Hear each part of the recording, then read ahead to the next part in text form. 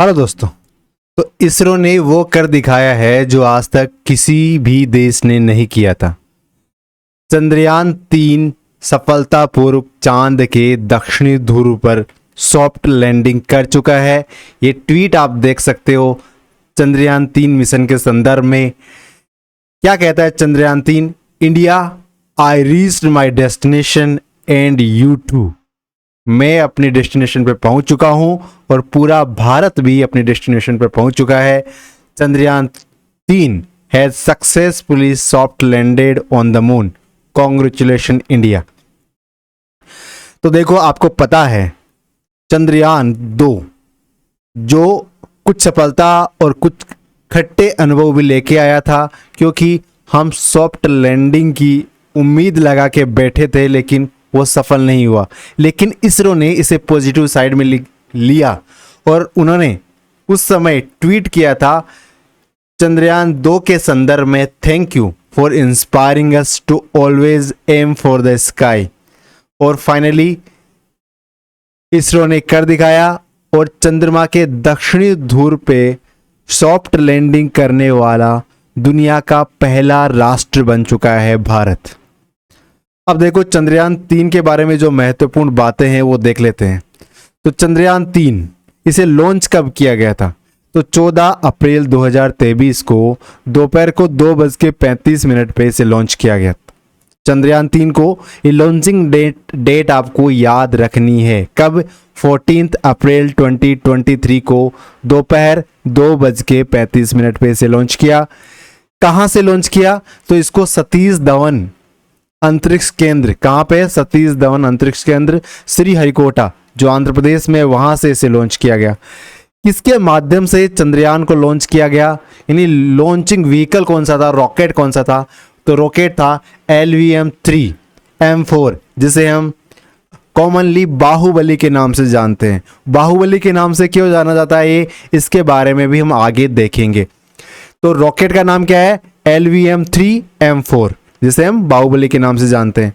अब देखो LVM-3 जो रॉकेट है, ये उड़ान भरने के 16 मिनट बाद जो चंद्रयान है वो इस रॉकेट से अलग हो गया।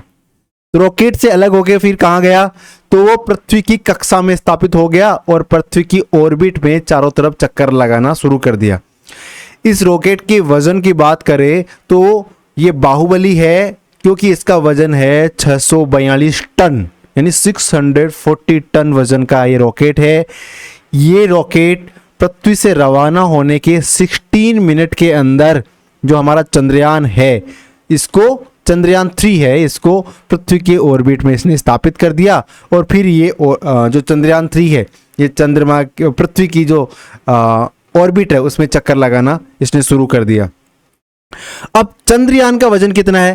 तो हमने देखा रॉकेट का वजन तो 642 टन, लेकिन जो चंद्रयान है इसका वजन है 3900 kg, 3900 kg। अब इसमें जो प्रणोदन मॉड्यूल है, इसके 3 पार्ट है। कौन कौन से? एक तो प्रोपल्जन मॉड्यूल, जिसे हम प्रणोदन मॉड्यूल कह सकते हैं, ये सर्वाधिक भारी है, लगभग 2148 kg का है।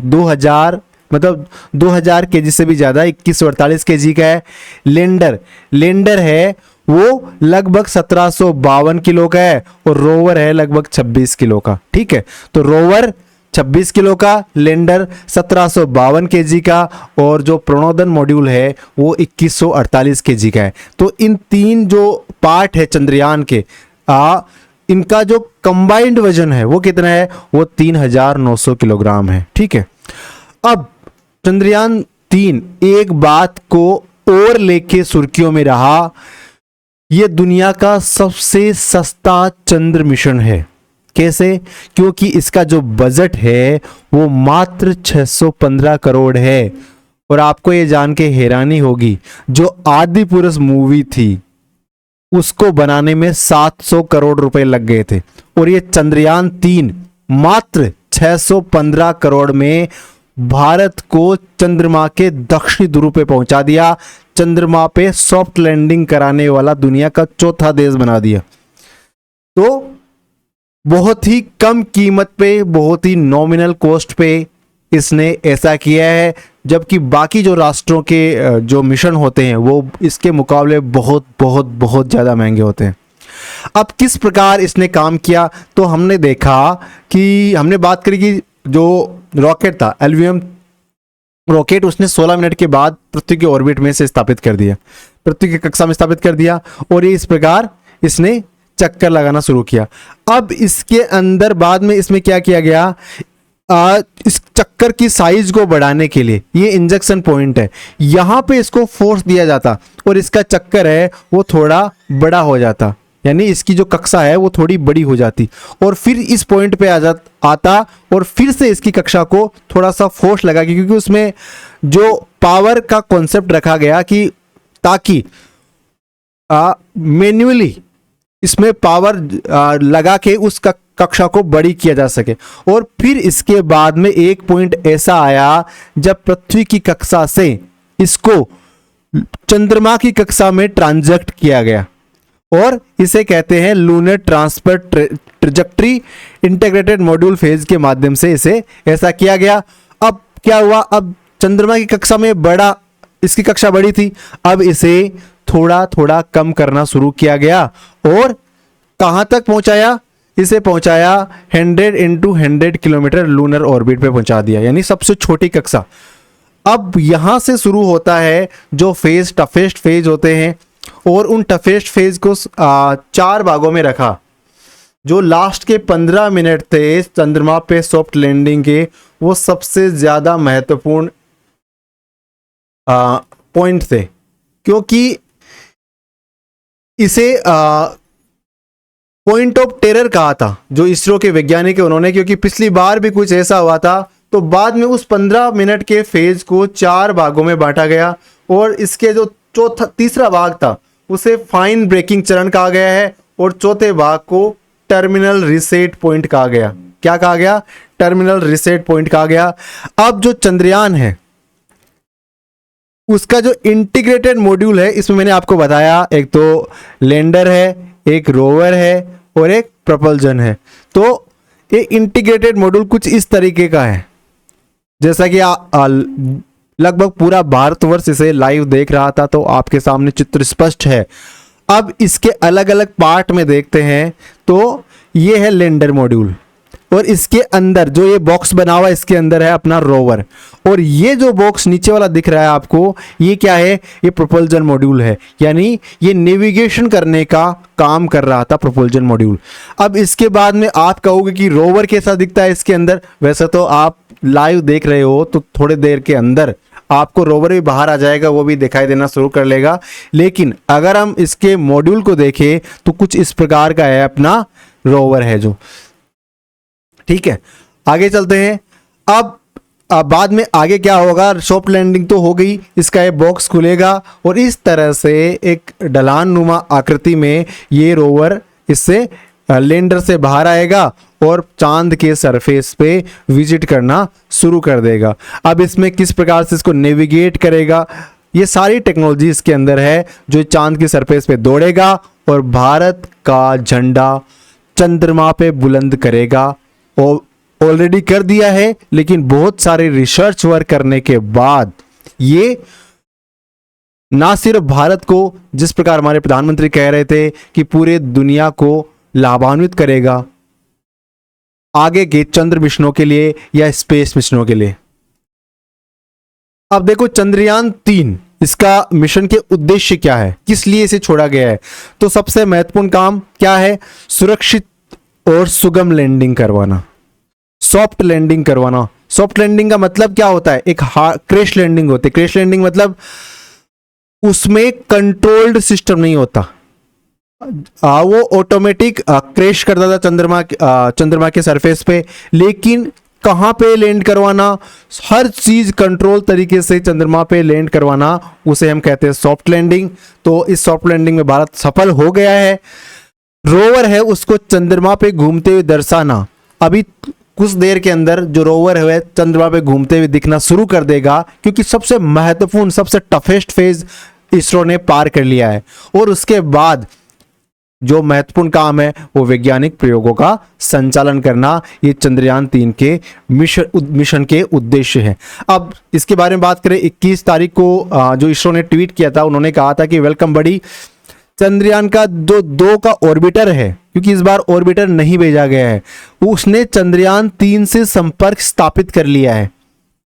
ठीक है, अब क्या होगा, अब चंद्रयान-3 है उसको, क्योंकि ऑर्बिटर पहले से चक्कर लगा रहा है, उसके पास इंफॉर्मेशन पहले से गैदर्ड है कि चंद्रमा पे कहां पे लैंड करना, कौन से एरिया में लैंड करना ज़्यादा सेफ। तो इस प्रकार क्या होगा, अब चंद्रमा पे लैंड करने के लिए जो चंद्रयान-3 है उसके पास ज़्यादा रूट्स होंगे, ज़्यादा रास्ते होंगे। ऐसा किसने कहा, ऐसा कहा इसरो ने 21 अगस्त को। और ये अब देखो, अब चंद्रमा पे उतर गया, अब क्या करेगा, तो 14 दिन चंद्रमा पे ये खोज करेगा। ठीक है, क्योंकि 14 दिन क्यों करेगा, देखो वैसे तो चंद्रमा पे ये चंद्रमा के 1 दिन के लिए ही खोज करेगा, लेकिन चंद्रमा का 1 दिन पृथ्वी के 14 दिनों के बराबर है, यानी चंद्रमा पे 14 डे तक वहां पे सूर्य का प्रकाश रहेगा और उसके बाद रात्रि शुरू हो जाएगी। लेकिन धरती पे इस प्रकार हमारे 14 दिवस कंप्लीट हो जाएंगे। ऑर्बिटर इसमें नहीं है, हमने बात करी, क्योंकि इसमें चंद्रयान-2 का ऑर्बिटर है, वही काम आ जाएगा। अब इस प्रकार लैंडिंग करने वाला भारत फोर्थ कंट्री बन गया है। इससे पहले अमेरिका, रशिया और चाइना लैंड कर चुके हैं, लेकिन ये कोई सा भी देश दक्षिणी ध्रुव पे लैंड नहीं किया है। भारत पहला देश बना है जिसने चंद्रमा के दक्षिण ध्रुव पे लैंड किया है। लैंडिंग 23 अगस्त को हुई है। 42 दिनों का यह मिशन है। और कहां पे लैंड करेगा, तो हम जैसे कि बात करें चंद्रमा का जो दक्षिण ध्रुव में जो 70 डिग्री है अक्षांश, वहां पे ये लैंड करने वाला है। कहां पे, 70 डिग्री अक्षांश पे लैंड करने वाला है। और टफ क्यों है, क्योंकि देखो दक्षिण ध्रुव में बहुत ज्यादा यहाँ पे गड्ढे वगैरह है और तापमान बेहद ही रिजिड है। -230 डिग्री तापमान है, -230 डिग्री। तो हो सकता है बहुत सारे उपकरण वहां पे काम ना करें, इसके बावजूद भारत ने सफलतापूर्वक लैंडिंग करवा दी है। सूर्य की किरण लंबे समय तक वहां प्राप्त नहीं होती है, तो इस प्रकार की कुछ दुविधाएं थी, कुछ प्रॉब्लम्स थी, इसके बावजूद भारत ऐसा करने में सफल रहा है। अब जैसा कि आपके सामने ये शानदार चित्र प्रस्तुत हो रहे हैं, चांद पे चंद्रयान बोला मैं अपनी मंजिल पे पहुंच गया हूं। साउथ पोल पर लैंडिंग करने वाला भारत दुनिया का पहला देश। प्रधानमंत्री बोले चंदा मामा अब दूर के नहीं, चंदा मामा मात्र टूर के रह गए हैं, क्योंकि एक टूर करो और चंद्रमा पे पहुंचो, ये कहा अपने यशस्वी प्रधानमंत्री मोदी साहब ने। अब देखो चंद्रयान के बारे में हमने बात कर ली, जो महत्वपूर्ण फैक्ट थे उनके बारे में चर्चा कर ली। अब चंद्रयान को चांद पे पहुंचाने वाली जो संस्था है, किस प्रकार साइकिल पे उन्होंने रॉकेट ले जाना शुरू किया और यहां से शुरू करके आज चंद्रमा पे सॉफ्ट लैंडिंग करवाने वाला दुनिया का पहला देश भारत बन गया है। तो इसके बारे में बात करना आवश्यक हो जाता है। ISRO Indian space research organisation इसका फुल फॉर्म है और इसकी स्थापना कब हुई, तो अगस्त 1969 में इसरो की स्थापना हुई। मुख्यालय कहाँ पे, हेडक्वार्टर इसका बेंगलुरु में है और इसकी स्थापना करने में प्रमुख योगदान विक्रम साराभाई का था। चंद्रयान की औपचारिक शुरुआत, अगर चंद्रयान की औपचारिक शुरुआत की बात करें तो हमारे प्रधानमंत्री अटल बिहारी वाजपेयी साहब के समय इसकी शुरुआत 15 अगस्त 2003 को हुई थी। इसरो के पहले अध्यक्ष कौन से थे, अब देखो वर्तमान तो एस सोमनाथ साहब है, जो आपके सामने उनके चित्र लगातार आ रहे हैं, प्रधानमंत्री मोदी साहब के साथ उनका संवाद लगातार हो रहा है। लेकिन इसरो के पहले अध्यक्ष थे विक्रम साराभाई, क्योंकि हमने क्या कहा, इसरो की स्थापना विक्रम साराभाई ने की, यही इसके पहले अध्यक्ष थे। और इसरो का उद्देश्य क्या है, इसरो का उद्देश्य है 2030 तक खुद का अंतरिक्ष स्टेशन, और आने वाले कुछ दिनों में इसरो बहुत महत्वपूर्ण कार्य करने वाला है। आदित्य L1 का आपने नाम सुना होगा, सूर्य का अध्ययन करने के लिए मिशन होने वाला है। एक वीनस मिशन भी होने वाला है। इसके साथ ही एक बहुत ही महत्वाकांक्षी हमारी जो इसरो का जो उद्देश्य है वो है अंतरिक्ष में स्पेस स्टेशन बनाना अपना भारतवर्ष का। इसके बाद जैसा कि हम पहले पढ़ रहे थे उसमें एक नाम और आया था, सतीश धवन अंतरिक्ष केंद्र, तो इसके बारे में चर्चा कर लेते हैं। तो सतीश धवन अंतरिक्ष केंद्र है, इसकी स्थापना 1 अक्टूबर 1971 को की गई। इसरो की स्थापना कब की गई? इसरो की स्थापना अगस्त 1969 15 अगस्त 1969 को की गई और सतीश धवन अंतरिक्ष केंद्र की स्थापना 1 अक्टूबर 1971 को की गई। क्या है ये सतीश धवन अंतरिक्ष केंद्र? तो इसरो का ये एक प्रक्षेपण केंद्र है, यानी जहां से रॉकेट लॉन्च किए जाते हैं। सतीश धवन अंतरिक्ष केंद्र कहां पे है? तो श्रीहरिकोटा में। और श्रीहरिकोटा कहां पे है? आंध्र प्रदेश का एक जिला है, जिले का नाम है तिरुपति जिला, वहां पे सतीश धवन अंतरिक्ष केंद्र है जिसकी स्थापना 1 अक्टूबर 1971 को की गई। अच्छा, इसका नाम सतीश धवन अंतरिक्ष केंद्र क्या 1 अक्टूबर 1971 से? ये नहीं, ये इसरो के पूर्व मैनेजर, प्रबंधक और वैज्ञानिक सतीश धवन के नाम पे 2002 में इसका नाम परिवर्तित किया गया। अच्छा, एक नाम हमने और आया था हमारे सबसे महत्वपूर्ण, वो था हमारा रॉकेट, क्योंकि अगर ये रॉकेट ना हो तो हम इस जो स्पेस यान है हमारा चंद्रयान, इसको हम ऑर्बिट पे कैसे पहुंचाते? तो सबसे बड़ा, सबसे जो इंपॉर्टेंट फेज होता है पहले 16 मिनट, लास्ट के 15 मिनट। तो द लॉन्च व्हीकल मार्क 3, जिसे हम LVM-3 कहते हैं, जिसे पहले जियो सैंक्रोनियस सैटेलाइट लॉन्च व्हीकल मार्क 3 कहते थे, GSLV M3, जिसे हम अब वर्तमान में क्या कहने लगे हैं? LVM-3 नाम से जानने लगे हैं। ये क्या है? ये 3 stage medium lift launch vehicle है, यानी इसमें 3 स्टेज है, जो लिक्विड और ठोस दोनों फॉर्मेट में है। और मीडियम लिफ्ट लॉन्च व्हीकल है, जो स्पेस यान होते हैं उनकी कैटेगरीज होती है वेट को ले जाने में, तो इसमें ये मीडियम जो वेट होता है उसको ले जाने में सक्षम व्हीकल है और इसको बाहुबली के नाम से भी जानते हैं। अब बाहुबली के नाम से क्यों जानते हैं? तो ये भाई साहब 642 टन का है। 642 टन का मतलब क्या होता है? 130 हाथियों को एक साथ खड़ा कर दो ना, इतने वजन का है। और इसकी ऊंचाई कितनी है? तो कुतुब मीनार से भी ऊंचा है, यानी लगभग 43.5 मीटर, 43.5 मीटर, 15 मंजिलों के बराबर लगभग इतना ऊंचा है। 43.5 मीटर ऊंचा, 642 टन वजनी। और इसका पहली बार सफल टेस्ट कब किया गया? 5 जून 2017 को सतीश धवन केंद्र से LVM-3 से इसका सफल टेस्ट किया था। और उसी का ही नतीजा है कि हम चंद्रयान 3 को चंद्रमा के दक्षिणी ध्रुव की सरफेस पे पहुंचाने में दुनिया के पहले देश बन चुके हैं। अब देखो चंद्रयान 3, इसका मतलब क्या है? इससे पहले हम चंद्रयान 1 और चंद्रयान 2 को भेज चुके हैं। ये दोनों ही मिशन अपने उद्देश्यों में काफी हद तक सफल रहे थे, लेकिन चंद्रयान 3 है वो बहुत बेहद ही ज्यादा सफल रहा है। चंद्रयान 1 2008 में शुरू किया गया। इसका उद्देश्य था चंद्रमा का त्रिआयामी एटलस बनाना, यानी इस समय हम सॉफ्ट लैंडिंग की बात नहीं कर रहे थे और हम चंद्रमा के सरफेस मतलब ऑर्बिट में ही पहुंचाना चाहते थे। PSLV C11 रॉकेट का प्रयोग किया।